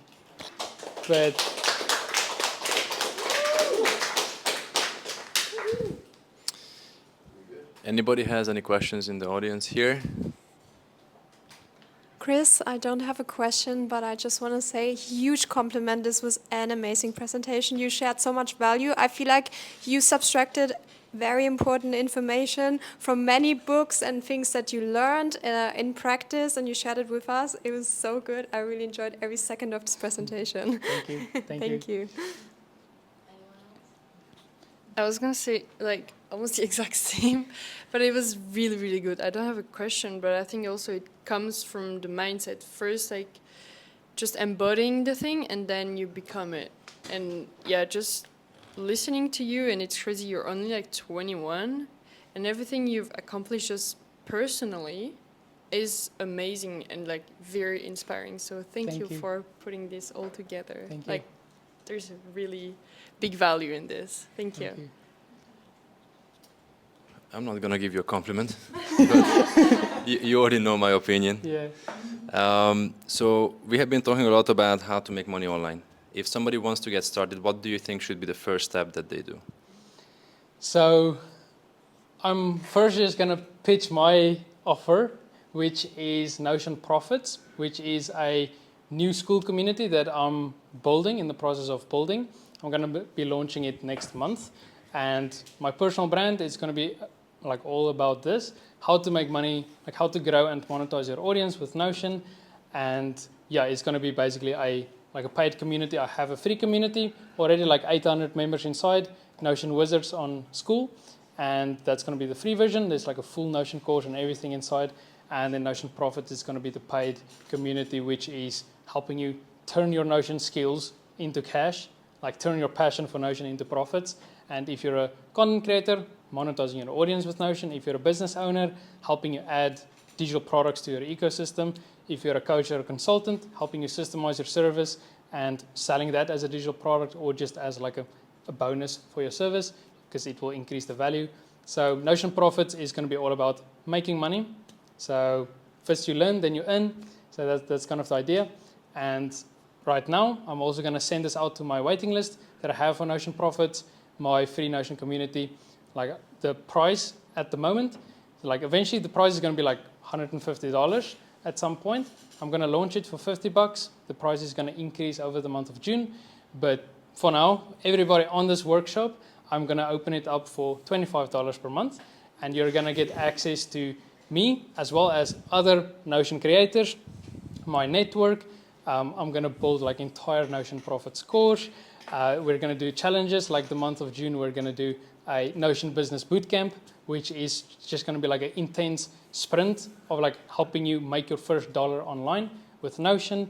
And yeah, it's basically like the idea is like at the end of the month, you're already making profit on the investment into the community. And yeah, it's going to be a lot of fun. Got mad ideas for Notion Profits, got the whole Notion database full of ideas.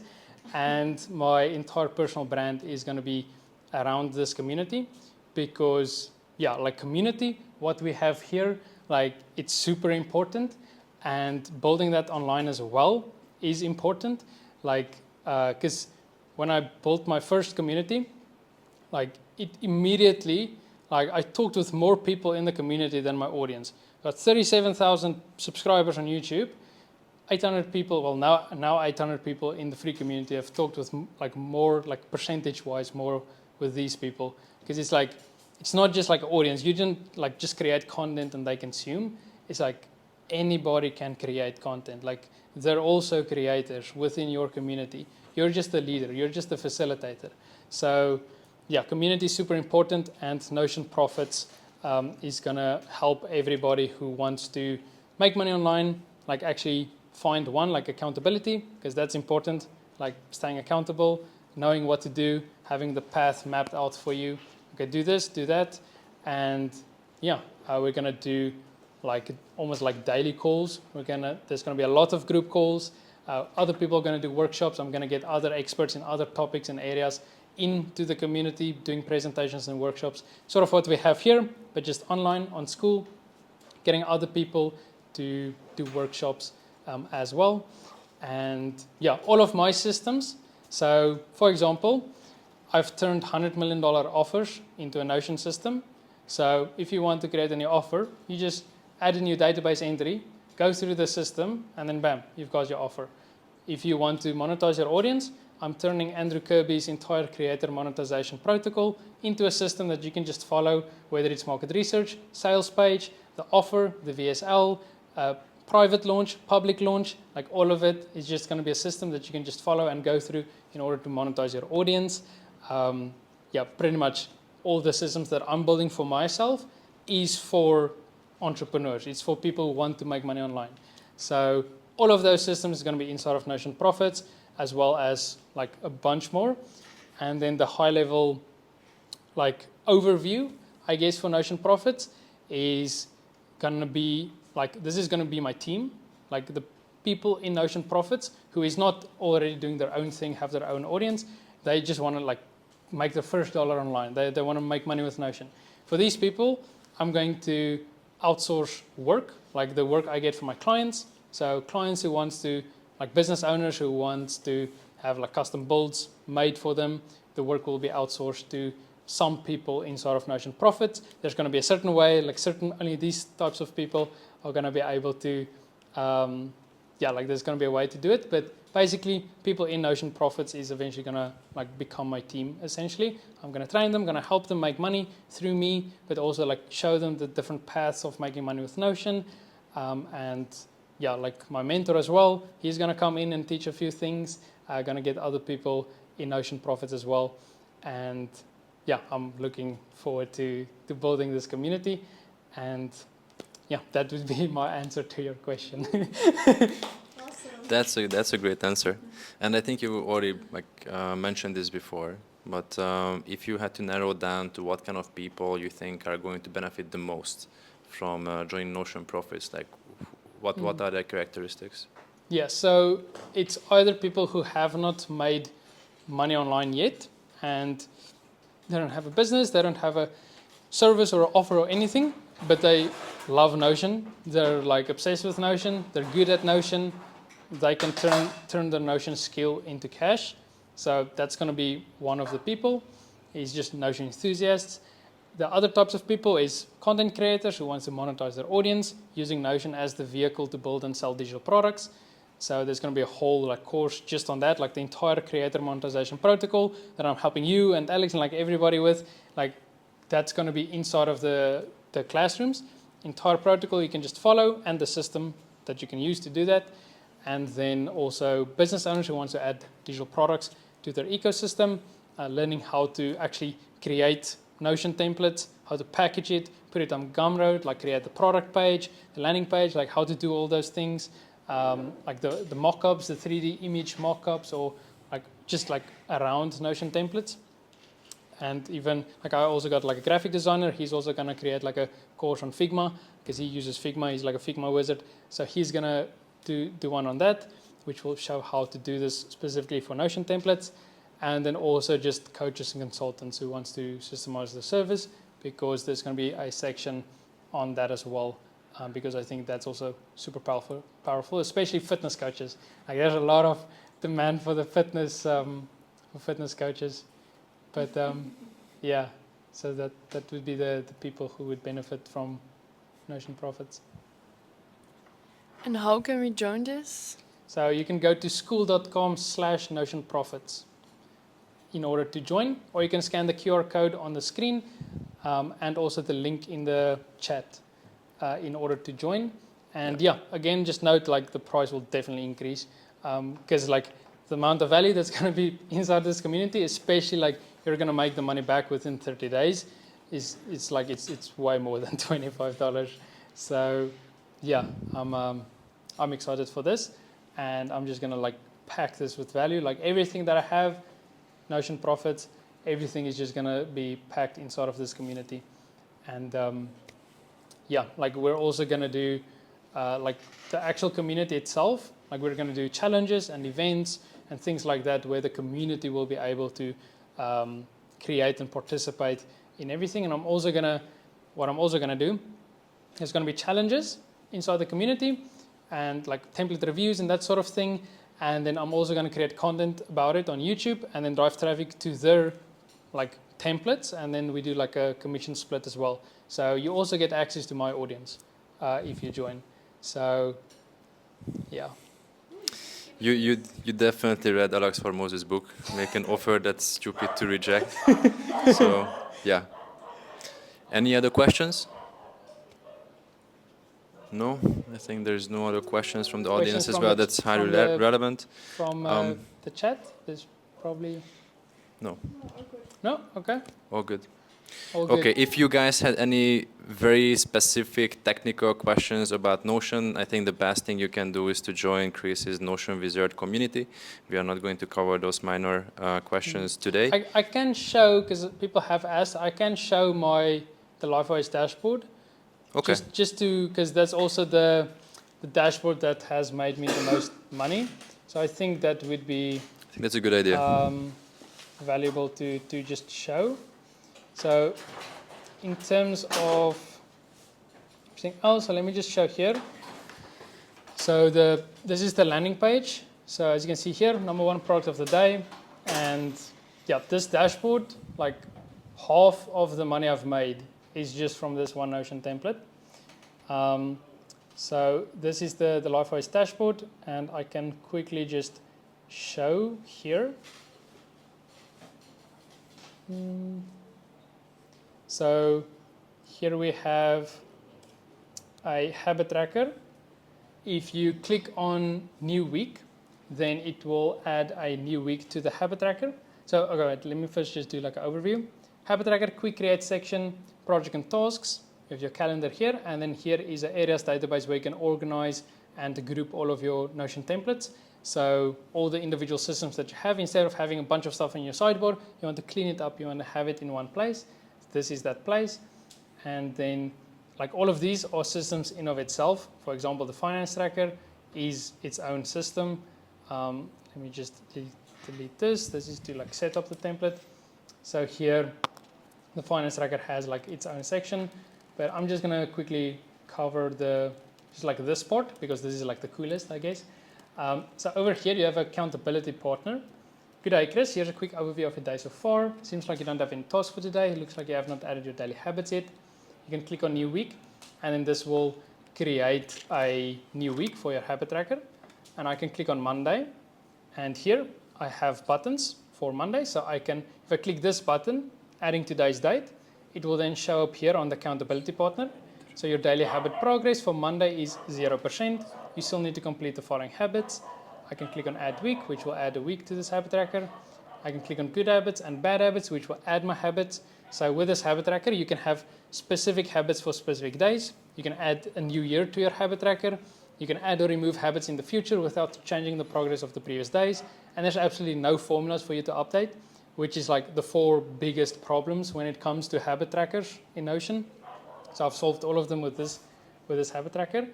And over here, you'll be able to see like an overview, like all of your habits. I can also go here and add in task. And then here it will, like the task will show. And I can just mark these as complete. And it will update the percentage. You can see the total, the good habits, bad habits. You can see the percentage over there. And if I mark all of my good habits as complete, then I get this message that says, good job, you're slowly becoming the person you know you could be. And if I complete all of my bad habits, I get this message that says, nice job, looks like you're stronger than your bad habits. And if I complete all of my habits, I get this message that says, well done, you're clearly disciplined and focused on improving your life. Keep it up, Chris. And then it's also the same with the tasks. If I complete my tasks, it says, nice job, you completed all your daily tasks. Now go do something fun.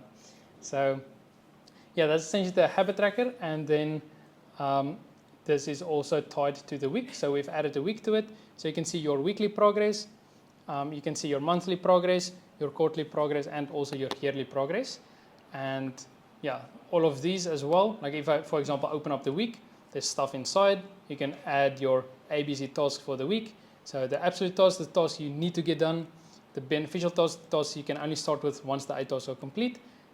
Can wait tasks, which are the tasks that you would like to get done, but it's not that important. You can add all of those in here, and then the due date, and it's like reflection and everything. But if you go on my channel, then I have a full walkthrough of this dashboard. And you can just go to lifeosdashboard.com if you want to buy this dashboard. But yeah, I'm not going to go through this entire thing because the video on YouTube alone is like 40 minutes. Because this is like an in-depth like walkthrough of this habit tracker. Finance tracking as well, because this is also like, I guess, the most important. You're going to have income and expenses. You can link them to a bank account. You can have income and expense sources. You can manage all of your subscriptions, and you have this overview which will show the total income, expenses, profit, and if you like convert it to a different currency, it will show there as well. So yeah, that's the dashboard that has made me the most money. The Notion template, that's like my main thing that I'm selling is this LifeOS dashboard. And then just in terms like for other Notion creators, something that worked really well as well is a Notion bundle. So if you have like a bunch of paid products, like paid templates, like it doesn't just have to be like Notion templates. Bunch of paid stuff, you bundle it together and you do like a percentage off, like 50% off, because you're getting the bundled version. That works really well as well.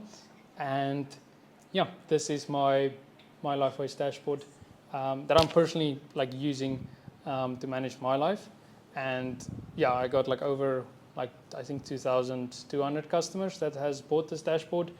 And yeah, people love it. It's, in my opinion, I know I'm biased, the best Notion dashboard that's out there. But also just because it's also super simple. Like if you look at some of the other people's Notion templates, like mine is like if a Notion creator touches this and he goes through all of this, like how on earth did I create this? Like this is complex. But if you look at it and you just use it, it's actually super simple.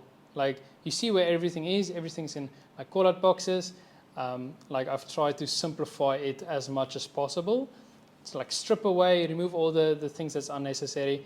And yeah, if you just compare it to some of the other Notion templates, and this one is a lot cleaner, I guess, a lot simpler.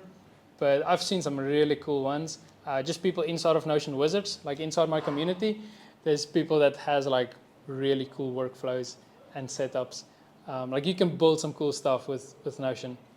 So that's also one of the things I'm excited for Notion Profits, is to just see what actually sells. Like the Notion creators, like what are they building?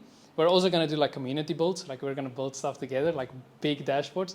But basically seeing what they build and then what actually sells, like what are people interested in, like how are they making money with Notion? Because I'm going to learn from my community as well, which I'm super excited for. So, yeah. Awesome. I think the template speaks for itself, and I think that you're also taking the right approach building a community.